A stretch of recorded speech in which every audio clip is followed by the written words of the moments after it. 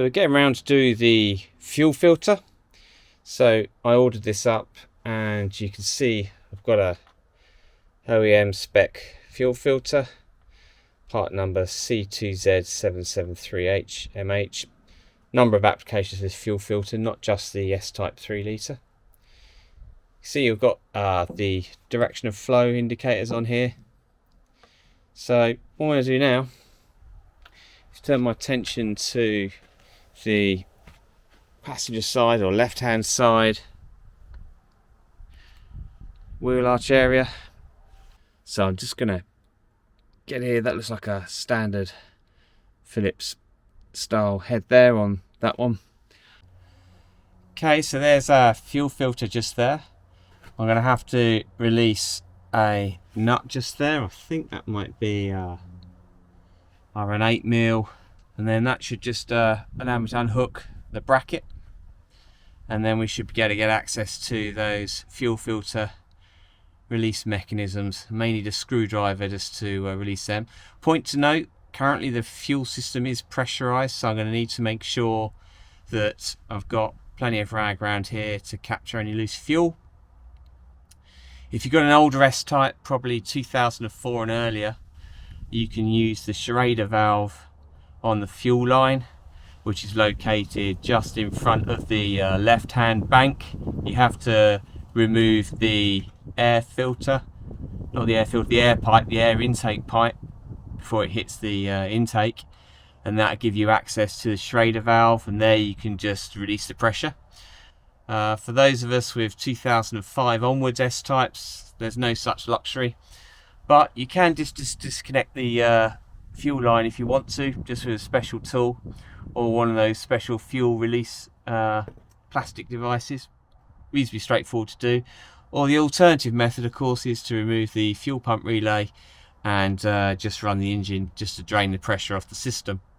I don't think it'll be a huge amount of pressure there, so I'm going to persevere as is for now, but I may change my mind later. So here's my little collection of fuel line release tools. Here's actually the 1/4 inch one that I needed. You can see here, hopefully, all I did is, having released the bracket here, I then clipped this around and pulled it towards me. That went inside the fuel line, and yeah, that went in and released the fuel connector, should I say. And you can see here it's just leaking a little bit of petrol, but not too bad. So I'm now going to try and do the same with the other side. Right, let's try that one. A bit out of this bracket, might be able to get a better view.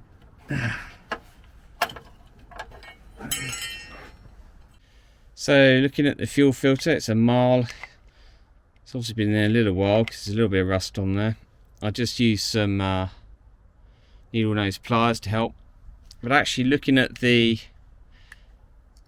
fuel line, sorry, the fuel ends, looking at the ends of the fuel filter, I think I probably should have used the 5/16.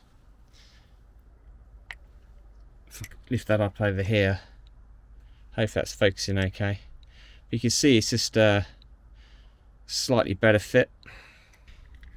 If you do this job yourself, stick with the 5/16, and I think you'll make life a lot easier for yourself.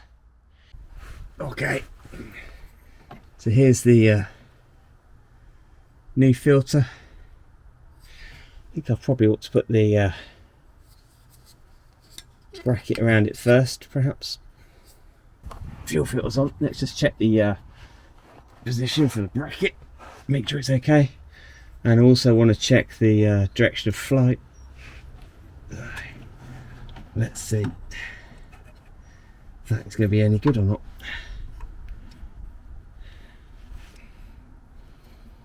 Direction of flow is correct. Just want to check to see that these are broadly the right positions. Before I do anything else, I'm going to connect up this hose at the back. should just click in, hopefully. That's in. Okay, and then this one here should just click in. There we go. Yeah, I'm quite happy with that.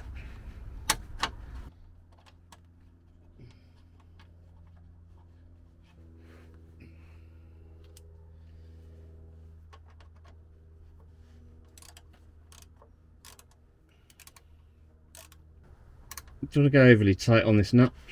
Just want to make sure it's firmly in place, which it is. Fuel lines are all good. I think what we'll do now is just test for make sure there's no leakages or anything like that. I'm going to prime the fuel pumps a few times.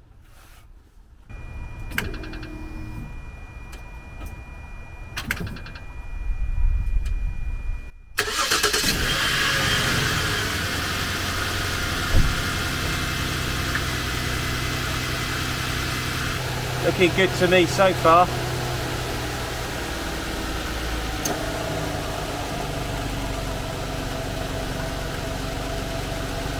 Yep, I'm pretty happy with that. Okay, so the car engine is now up to temperature, runner up to temperature.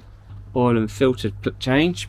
So this is C2 D56297M, it's a mile oil filter. We've also got oil sorted out here. So we're looking at man oil 7707, which has the right spec for the S-Type 3 litre. Got my oil catch pans here all ready. Also got a strap wrench just in case the oil filter's on a little bit tight. Shouldn't be, but you never know. Well, you do have to admire those gifted people who decide to machine this on. I've actually had to use a breaker bar to actually release the tension on that, which is crazy. It should not be that tight. But I imagine what's probably happened, probably someone said, ah, there's an oil leak there, or I'll just nip it up, and they've decided to put on at least 150 Newton meters of torque on it, which is excessive to say the least. Anyway, that's released now, so let's crack on and finish off the rest of that. Making sure I've got my pan lined up okay. Don't want, always quite a messy job. Don't want the nut disappearing in there, so I've got this matting. First time I've used it, hopefully it'll be okay. I'm just manually unwinding the sump nut or sump bolt, and there we go. Great thing about using that is also limits the splash. So although there's a little bit of oil dripping all over the place, it's avoided the splash, so I'm quite happy with that. There it comes. There we go, that's got it.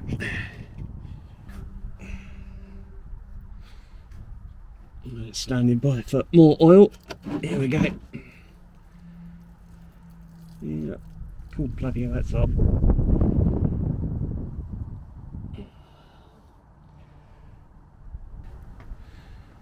Right, there we go. And then that one in there. That looks like it's nicely drained. I'm going to put the new oil filter on now, I think. A smear of the old stuff just to go on the lip. The old stuff's not too bad actually, in fairness. At least that's been done regularly on this car, thank goodness. There we go. I should be able to put that in place now. Just navigate carefully.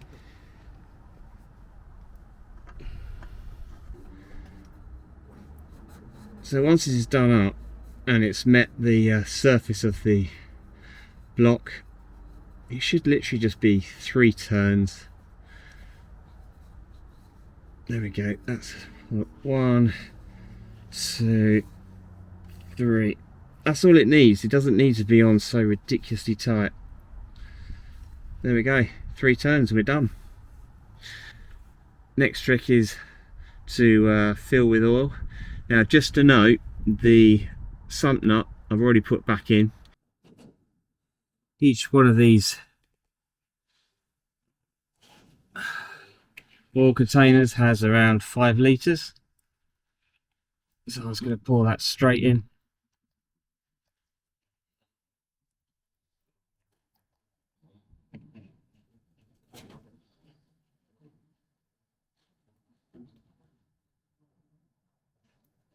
Well, there's 5 litres. Just switching over to my jug, I've just measured out another litre just in here.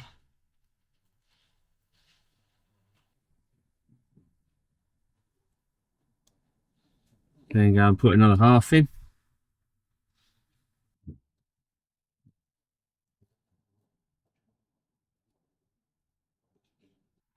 Just going to rest the oil cap back on there, stop any crap going in. And then I'm just going to measure the oil. There's comfortably plenty in there. That will settle down, of course, when I start the engine up.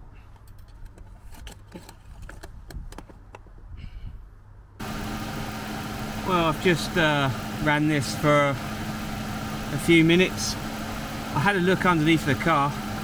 There's no leaks coming from the oil filter, and there's no leaks coming from the oil sump nut. So that's all good news. What I'll do is I'll turn her off just now and we'll recheck the oil level, and I think we should be good. Yeah, I'm just going to top her up a little bit. Just slightly under the max mark, so I'm just going to top her up a little bit more.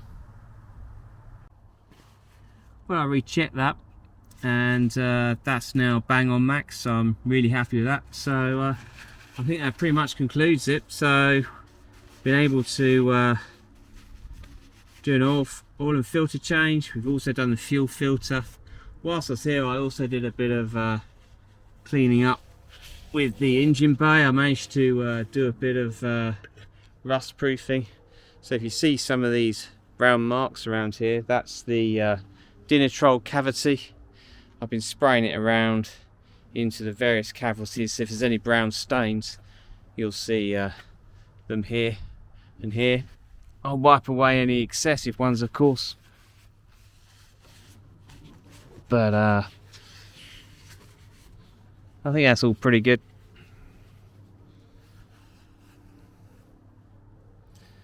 So I think that's it for now. Thanks very much for watching. If you found this kind of content useful, please consider giving the video a like. Otherwise, I'll see you for the next one. Thanks everybody.